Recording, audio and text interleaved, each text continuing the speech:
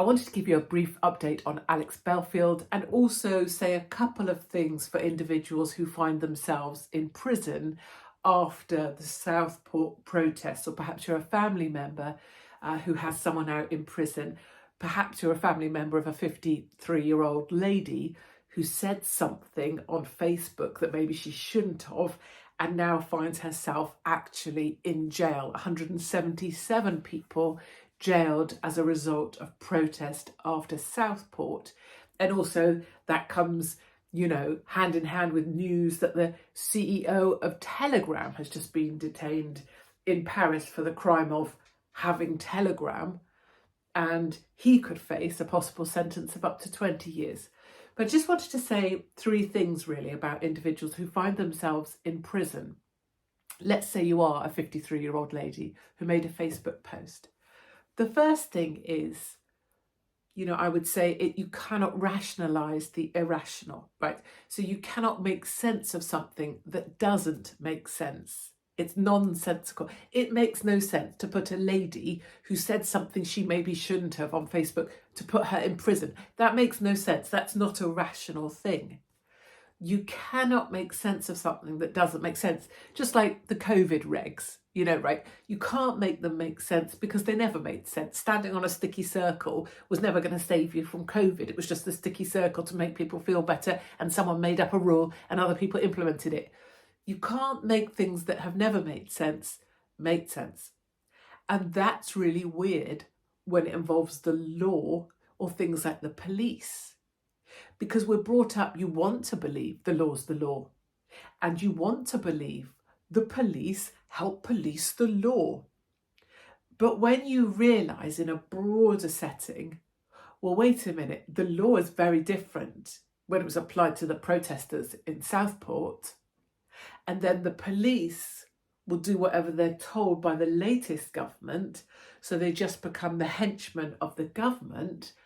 That's a very difficult realisation.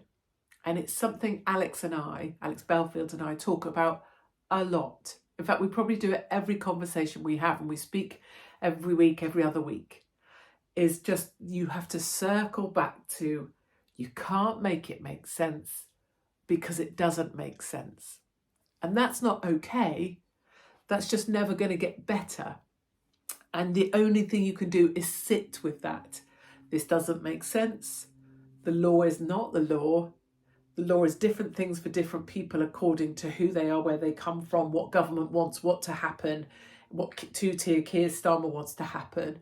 And then the police, who you want to believe, and there are still some brilliant policemen out there, but the police will do whatever they have to do to climb the greasy pole, and that is please whoever has political power.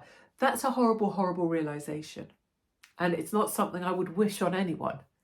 Something that I realised, I guess, 10, 15 years ago when this started happening for me over a column I wrote in a national newspaper when I was arrested, detained, interviewed under caution for words in a newspaper.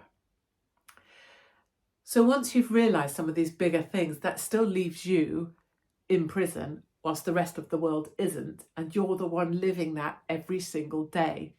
And this is the next thing, I guess, that Alex and I have talked about, and I've talked about with others of my friends that have spent time in prisons, which is the thing you can still rely on. In fact, maybe the only thing you can still rely on is yourself. And I guess I've felt this for the last 15 years or so, having made a journey from being very well known to being universally despised, to being banned from everything, to having a voice on social media, and then people starting to understand a little bit of who I actually might be, which is ordinary, is that the thing you can rely on is yourself. And I think this is true in prison, which is you have to become very, very strong in yourself. It seems, having spoken with so many people, the only way you win in prison is by trying to survive it and stay mentally well or somewhat sane. And whatever you have to do to try and stay mentally sane is what you have to do, whether that's making emails home your job every day, whether it's trying to get involved with something every day that's your job, whether it's doing some sort of exercise if you can every day. So that's your job. Your job is to keep yourself sane so that you make it out of there. And I say that for people who find themselves now in prison. You cannot rationalise it. It's a very dark day when you work out the law's not the law, the police are not there necessarily to protect you. It's a two-tier system. But that the only thing you can rely on is yourself, and it is your job, and it'll have to be your job. No one's going to ever make this fair.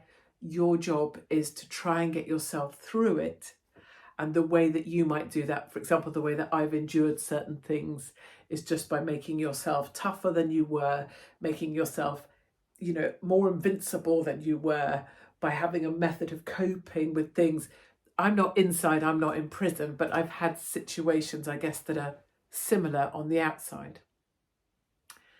And then I think from Alex Belfield's point of view specifically, and I don't want to speak out of turn, I'm not Alex, I don't speak for him, I'm just his friend, is he's now served 23 months for the crime of making some videos and sending some emails. Community notices can put on this.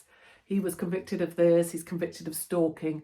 So of course you can go online and you can see what it says he was actually convicted of. And of course, that's the facts of the matter are there. Those things are the things he was convicted of. And he got 3 and a bit years for that. Actually 5 and a bit, but he serves 3.5. So number one, Alex will not be let out early. He should already be in DCAT, which is a prison where you're kind of in and out. It's flexible. You're also going home. You're starting to make your progress out of there. He should have been in DCAT a very long time ago, but that won't be happening. He's been moved around with no notice overnight. That's typical of people, just to disorientate you, get you out of your rhythm, get you out of your routine, kind of make it more hard than it needs to be. And he has 9 months to go. So, I was joking with him the other day saying we could make a beautiful ginger baby in that time. You'll know I have views about that. So any regards, he's done 23 months. He's got 9 months to go. And many of these things are the learnings that I've had over the years and Alex has inside, and is the thing you have to do to win in an unwinnable circumstance is to get yourself out of there. So, if ever I've been detained or I've been deported or whatever, your goal is to keep yourself mentally sane against the odds. And I think Alex Belfield has done just a brilliant job of that. It blows me away that he's done 23 months inside. He's in Fosse, F-O-S-S-E, Fosse prison. It's the prison where a prisoner was just killed by 3 other inmates, due to be released the following day, killed by 3 inmates in his cell, found unresponsive in his cell. That's the same prison that Alex is in for the crime of sending a few emails and making a few videos about the BBC. But factually, Community Notes will correct me on that. I just wanted to share, in case you wanted to drop Alex a line, maybe you want to email a prisoner. It's a very simple system if you go on email a prisoner, and this would apply if you have a family member or a friend who's now in prison. Go to email a prisoner. It's the easiest way to get a message to them. And if you tick, there's a little box that says you give permission or something for that person to reply to you. Make sure you tick that box, because then they'll have the right to reply to you, which is much better. So Alex is in Fosse. I thought I would bring a piece of paper so it's clearer. I'm hoping that's not back to front. F-O-S-S-E. So when you select the prison, that's the prison. And Alex's prisoner number is A4747EW. So A4747EW. If that is coming at you back to front, I apologise. So the prison is Fosse, and his prisoner number A4747EW.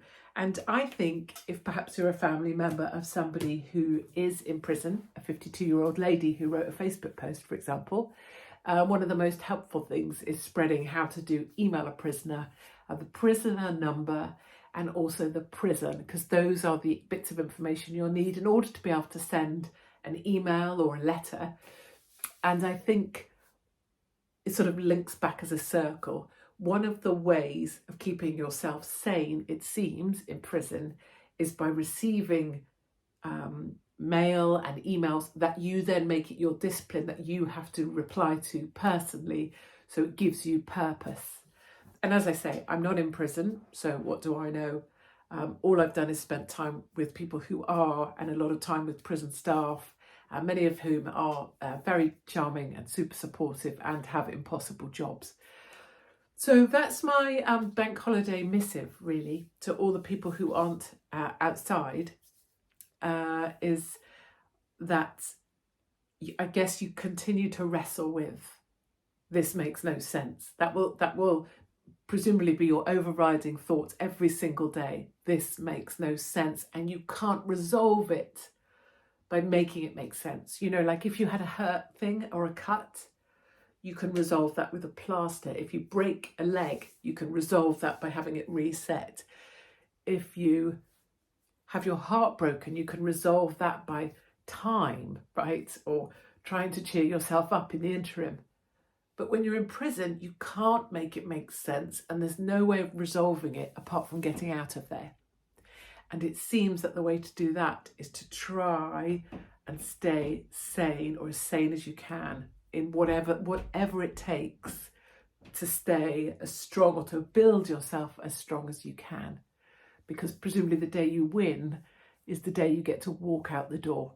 And for Alex Belfield, that should be in about 9 months from now. Thank you very much for listening to this.